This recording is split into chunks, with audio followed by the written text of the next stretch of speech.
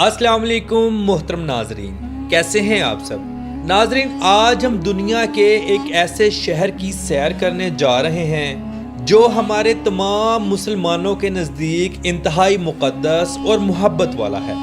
आज हम अपने प्यारे आका मुहम्मद मुस्तफ़ा सल्लल्लाहु ताला अलैहि वसल्लम के प्यारे शहर मदीना की सैर करने जा रहे हैं। इससे बढ़कर हमारे लिए कुछ अहम नहीं कि हमारे प्यारे आका मुहम्मद मुस्तफ़ा सल्लल्लाहु अलैहि वसल्लम का रोज़ा मुबारक वहाँ मौजूद है। आज की इस वीडियो में हम आपसे मस्जिद नबवी शरीफ, मदीना शरीफ की हिस्ट्री, कदीम बाज़ार, खूबसूरत गांव, मदीना शरीफ में खजूरों के बागात, मदीना शरीफ के अरबियों का रहन सहन और इखलाक, इन सब के बारे में आपको आगाह करेंगे। आज की वीडियो इंतहाई अहम है, इंतहाई मेहनत और 2 दिनों के तवील टाइम के बाद आपके लिए ऐसी वीडियो लाई जाती है, इसलिए वीडियो को पूरा देखा करें और चैनल को सब्सक्राइब और वीडियो को शेयर किया करें। तो चलें वीडियो का आगाज करते हैं। मदीना शहर, इस मुक़द्दस शहर को बहुत से नामों से पुकारा जाता है, जैसे मदीना मुनव्वरा जो इसका ऑफिशियल नेम भी है, अल मदीना, मदीना अल नबी, अल मदीना अल नबविया, अल आसमा, अल इस्लामिया, अल औला और तैयबा अल तैयबा के नाम से भी पुकारा जाता है। नाज़रीन, ये शहर पूरी दुनिया के मुसलमानों के लिए इंतहाई काबिल एहतराम और मुक़द्दस है, क्योंकि इस शहर में हमारे प्यारे आका मुहम्मद मुस्तफ़ा सल्लल्लाहु अलैहि वसल्लम का रोज़ा मुबारक मौजूद है। और इसके अलावा बेशुमार ऐसे मकामात मौजूद हैं जो हमारे प्यारे आका मुहम्मद मुस्तफ़ा सल्लल्लाहु अलैहि वसल्लम की ज़ात से मंसूब हैं और काबिल एहतराम हैं। मदीना शहर सऊदी अरब का एक शहर है। इस शहर का कुल रकबा 599 मुरब्बा किलोमीटर है, 589 यानी 227 स्क्वायर मील। इस शहर की कुल आबादी पर नज़र डालें तो 2022 की आखिरी मरदमशुमारी के मुताबिक यहाँ 14,11,599 लोग आबाद हैं, यानी 1 किलोमीटर के अंदर 2012 लोग आबाद हैं। लेकिन आपको बताता चलूँ, ये आबादी सिर्फ यहाँ के अरबी लोगों की नहीं है, बल्कि यहाँ एक बहुत बड़ी तादाद पाकिस्तानी, इंडियन और बांग्लादेशी कम्युनिटी की भी है। इनके अलावा फ़िलिपाइनी, अफ्रीकी, मिस्री, सूरी, लबनानी और यमनी लोग भी आबाद हैं। अक्सरियत यहाँ मजदूरी करती है, जैसे टैक्सी चलाना, लेबर में काम करना वगैरह, और बहुत से लोगों के अपने बिजनेस भी हैं। मोहतरम नाजरीन, ये बात वो तमाम मुसलमान बाखूबी जानते हैं जो हज व उम्रा के लिए सऊदी अरब जाते हैं कि मक्का शरीफ के अरबी मदीना शरीफ के अरबियों से तबीयतन सख्त हैं। मदीना शरीफ के अरबी अपने मिजाज में नरमी, लहजे में मिठास और हुस्न इखलाक रखते हैं। ये सब हमारे प्यारे आका मुहम्मद मुस्तफ़ा सल्लल्लाहु अलैहि वसल्लम की मौजूदगी का असर है।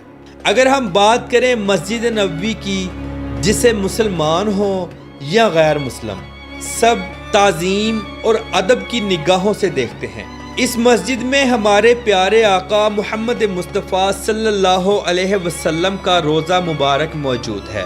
ये दुनिया की दूसरी सबसे बड़ी मस्जिद है। ये एक मुक़द्दस मकाम है और मदीना शहर के क़ल्ब में मौजूद है। ये मुसलमानों के लिए एक बहुत बड़ा ज़ियारती मकाम है। दुनिया में मौजूद हर मुसलमान इस मस्जिद में आने के लिए तड़पता है, और ये प्यारे आका मुहम्मद मुस्तफ़ा सल्लल्लाहु अलैहि वसल्लम से इश्क़ व मोहब्बत की खालस अलामत है। इस मस्जिद को 1401 सालों पहले कायम किया गया। इस मस्जिद के 10 मीनार हैं जो कि इंतहाई खूबसूरत हैं। यहाँ 10 लाख लोगों की कैपेसिटी मौजूद है। ये मस्जिद आका दो जहां सल्लल्लाहु अलैहि वसल्लम की मौजूदगी में शुरू की गई। पहल ये मस्जिद इतनी बड़ी नहीं थी, फिर मुस्लिम अदवार में मुसलमान बादशाहों ने इसे मज़ीद बड़ा भी किया और ख़ूबसूरत भी बनाया। اور آج دن تک اسے مزید خوبصورت بنانے کی تیاریاں جاری و ساری ہیں۔ سالانہ کروڑوں لوگ اس مسجد کا وزٹ کرنے کے لیے آتے ہیں اور حضور اکرم صلی اللہ علیہ وسلم کے روضے مبارک کی زیارت کرنے آتے ہیں۔ مسجد نبوی میں آنے کے بعد تمام مسلمان روضہ رسول صلی اللہ علیہ وسلم اور سنہری جالیوں کے دیدار کے لیے بے چین رہتے ہیں۔ فجر کی نماز کے بعد روضہ رسول صلی اللہ علیہ وسلم پر سلام کی اجازت ہوتی ہے۔ اس کے بعد عصر اور عشاء کی نماز کے بعد سلام پیش کرنے کی اجازت ہوتی ہے۔ یہاں سب انتہائی ادب و احترام سے حاضری پیش کرتے ہیں، بے ادبی کا کوئی چانس نہیں۔ محترم ناظرین، باغ حضرت سلیمان فارسی رضی اللہ تعالی عنہ، اس باغ کی نبی کریم صلی اللہ علیہ وسلم سے خاص نسبت ہے۔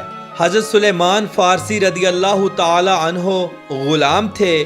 آپ کے آقا نے آپ کو آزاد کرنے کی جو شرطیں رکھی تھیں وہ یہ تھی کہ آپ کھجور کے 300 درخت لگائیں اور ہر درخت پر پھل آ جائے تو میں آپ کو آزاد کر دوں گا۔ آپ نے نبی کریم صلی اللہ علیہ وآلہ وسلم کو بتایا تو نبی کریم صلی اللہ علیہ وسلم نے یہاں 300 درخت لگائے۔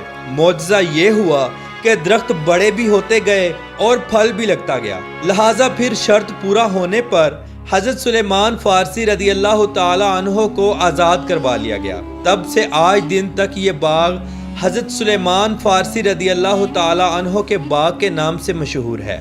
یہاں بے شمار کھجوروں کے سٹال لگتے ہیں۔ زیارات کے لیے آئے مسلمان اپنے گھر والوں کے لیے یہاں سے کھجوریں لے کر جاتے ہیں۔ ریاض الجنہ، ریاض الجنہ مسجد نبوی شریف کا وہ حصہ ہے جو باقی تمام حصوں سے ممتاز ہے۔ یہ حصہ روضہ رسول صلی اللہ علیہ وآلہ وسلم اور ممبر رسول صلی اللہ علیہ وآلہ وسلم کے درمیان واقع ہے۔ نبی کریم صلی اللہ علیہ وآلہ وسلم نے فرمایا، میرے گھر اور ممبر کے درمیان کی جگہ جنت کے باغوں میں سے ایک باغ ہے، یعنی ریاض الجنہ، جنت کا ٹکڑا ہے۔ زائرین اس حصے میں آ کر نماز اور نوافل ادا کرتے ہیں اور یہ تصور ذہن میں رکھتے ہیں کہ وہ جنت کے ایک حصے میں بیٹھ کر اللہ کی عبادت کر رہے ہیں۔ تو اب ہم بات کریں گے جنت البقیع کی۔ حضور اکرم صلی اللہ علیہ وآلہ وسلم نے جنت البقیع کے بارے میں فرمایا کہ جنت البقیع اس طرح روشن ہے جیسے سورج اور چاند زمین کو روشن کرتے ہیں۔ جنت البقیع میں سب سے پہلے دفن ہونے والے صحابی اسد بن زرارہ رضی اللہ تعالی عنہ تھے اور مہاجرین میں حضرت عثمان بن مظعون رضی اللہ تعالی عنہ تھے۔ جنت البقیع میں حضرت محمد صلی اللہ علیہ وآلہ وسلم کے اہل بیت، آپ کے صاحبزادے، صاحبزادیاں، ازواج مطہرات، حضرت امام حسن رضی اللہ تعالی عنہ، حضرت عثمان غنی رضی اللہ تعالی عنہ اور کم و بیش 10,000 صحابہ اکرام یہاں مدفون ہیں۔ جنت البقیع قبرستان دنیا کے پرانے قبرستانوں میں سے ایک ہے اور مسلمانوں کا سب سے پہلا قبرستان ہے۔ مسجد الغمامہ، یہ مسجد اسلامی تاریخ کی قدیم ترین مسجد ہے۔ نبی کریم صلی اللہ علیہ وآلہ وسلم اس مسجد میں عید ادا کیا کرتے تھے۔ اس مسجد کے بالکل پاس حضرت ابوبکر صدیق رضی اللہ تعالی عنہ اور حضرت علی رضی اللہ تعالی عنہ کا گھر مبارک بھی ہوا کرتا تھا۔ ایک دفعہ کچھ صحابی رسول صلی اللہ علیہ وآلہ وسلم آپ کی خدمت میں حاضر ہوئے اور عرض کی، ہمارے علاقے میں بارش کی دعا کریں۔ نبی کریم صلی اللہ علیہ وآلہ وسلم نے اسی مسجد میں بیٹھ کر بارش کے لیے دعا کی۔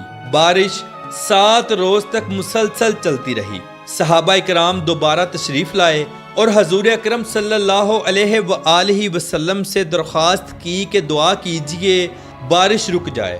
تب بھی حضور اکرم صلی اللہ علیہ وآلہ وسلم نے اسی مسجد میں بیٹھ کر دعا فرمائی تھی اور بارش رک گئی تھی۔ محترم ناظرین، مسجد قباء یہ اسلام کی پہلی مسجد ہے۔ جب حضرت محمد صلی اللہ علیہ وآلہ وسلم مکہ سے مدینہ شریف تشریف لائے تو آپ نے اس مقام پر قیام فرمایا اور مسجد قباء کی بنیاد رکھی۔ اس مسجد میں جو بھی مسلمان 2 رکعات نفل ادا کرتا ہے اسے مقبول عمرے کا ثواب ملتا ہے۔ آپ جب بھی مدینہ شریف جائیں تو یہاں ضرور آ کر 2 نفل ادا کریں۔ مسجد نبوی شریف سے مسجد قباء تک کا آپ پیدل سفر بھی کر سکتے ہیں۔ اس کے لیے گورنمنٹ نے پراپر ایک پیدل ٹریک بھی بنایا ہوا ہے۔ مسجد قبلہ تین، اس مسجد کے معنی 2 قبلوں والی مسجد کے ہیں۔ نبی کریم صلی اللہ علیہ وآلہ وسلم جب مکہ شریف میں تھے تو خانہ کعبہ کی طرف رخ کر کے نماز ادا کیا کرتے تھے۔ جب آپ مدینہ شریف تشریف لائے تو اللہ رب العزت کی ذات نے آپ کو بیت المقدس کی طرف رخ کر کے نماز ادا کرنے کا حکم دیا، لہٰذا آپ بیت المقدس کی طرف رخ کر کے نماز ادا کرتے، مگر آپ کے دل کی خواہش تھی کہ خانہ کعبہ کی طرف رخ کر کے نماز ادا کی جائے۔ پھر ایک دفعہ ظہر یا عصر کے وقت نماز کی حالت میں آپ نے اپنا چہرہ مبارک بیت المقدس سے پھیر کر خانہ کعبہ کی طرف کر لیا تھا۔ اس دن ایک ہی نماز 2 قبلوں کی طرف منہ کر کے ادا کی گئی تھی، اسی لیے اس مسجد کا نام قبلہ تین رکھا گیا، یعنی 2 قبلوں والی مسجد۔ ناظرین، اب ہم بات کریں گے مقام بدر کی۔ یہ وہ جگہ ہے جہاں مسلمانوں کا پہلا غزوہ یعنی غزوہ بدر ہوا۔ اس جنگ میں مسلمانوں کی تعداد 313 تھی اور کفار کی تعداد 3 گنا زیادہ تھی، لیکن اس کے باوجود مسلمانوں نے اپنی یہ پہلی جنگ فتح کی۔ اللہ رب العزت کی ذات کی مدد سے مسلمان فاتح ہوئے۔ اس جنگ میں ایک مسلمان 5 کافروں کو قتل کر رہا تھا۔ ابو جہل بھی اسی جنگ میں ہی قتل ہوا تھا۔ بیر روحا یہاں وہ کنواں بھی موجود ہے کہ جب نبی کریم صلی اللہ علیہ وآلہ وسلم صحابہ اکرام علیہم رضوان کے ساتھ بدر کی طرف جا رہے تھے تو اس کنویں سے پانی پینا چاہا، مگر اس کنویں کا پانی کڑوا تھا۔ نبی کریم صلی اللہ علیہ وآلہ وسلم نے اس کنویں میں اپنا لعاب دہن ڈالا تو پانی میٹھا ہو گیا۔ پھر سب نے پانی نوش فرمایا۔ نبی کریم جب بھی سفر سے واپس آتے تو یہاں قیام فرماتے اور اس کنویں کا پانی نوش فرماتے۔ مقام احد، مسلمانوں کا 3 ہجری میں دوسرا بڑا غزوہ بھی احد پہاڑ کے نزدیک ہوا، جس میں 72 صحابہ اکرام کی شہادت ہوئی۔ حضرت امیر حمزہ رضی اللہ تعالی عنہ بھی اسی غزوہ میں شہید ہوئے تھے۔ نبی کریم صلی اللہ علیہ وآلہ وسلم کے دندان مبارک بھی اسی غزوہ میں شہید ہوئے۔ جب صحابہ کرام علیہم رضوان کو دفنانے کے لیے جنت البقیع کی طرف لے جانے لگے تو احد پہاڑ رونے لگا۔ احد پہاڑ نے عرض کی، یا رسول اللہ صلی اللہ علیہ وآلہ وسلم، ان کو میرے دامن میں ہی دفنا دیجیے۔ نبی کریم صلی اللہ علیہ وآلہ وسلم نے فرمایا، روز قیامت احد پہاڑ جنت کے دروازے پر جنتیوں کا استقبال کرے گا۔ احد پہاڑ مجھ سے محبت کرتا ہے اور میں احد پہاڑ سے۔ ناظرین، مدینہ میوزیم، عمر ابن الخطاب روڈ کے نزدیک موجود یہ میوزیم مدینہ میوزیم کہلاتا ہے، جسے 1983 میں بنایا گیا، جس کے اندر مدینہ شہر کی تاریخ اور پرانے ورثے کو دکھایا گیا ہے۔ اس میوزیم میں مدینہ منورہ سے متعلق نایاب تصاویر، آثار قدیمہ کے ذخیرے اور بصری گیلری دکھائی گئی ہے۔ اس میوزیم میں تقریباً 2000 نایاب نمونے رکھے گئے ہیں۔ یہاں قدیم وقت کا مدینہ شریف دکھایا گیا ہے۔ زائرین یہاں کا وزٹ ضرور کرتے ہیں۔ دنیا میں سب سے زیادہ قرآن مجید مدینہ شہر میں چھاپا جاتا ہے۔ یہاں موجود فہد پرنٹنگ پریس دنیا میں سب سے زیادہ قرآن مجید پرنٹ کرتا ہے۔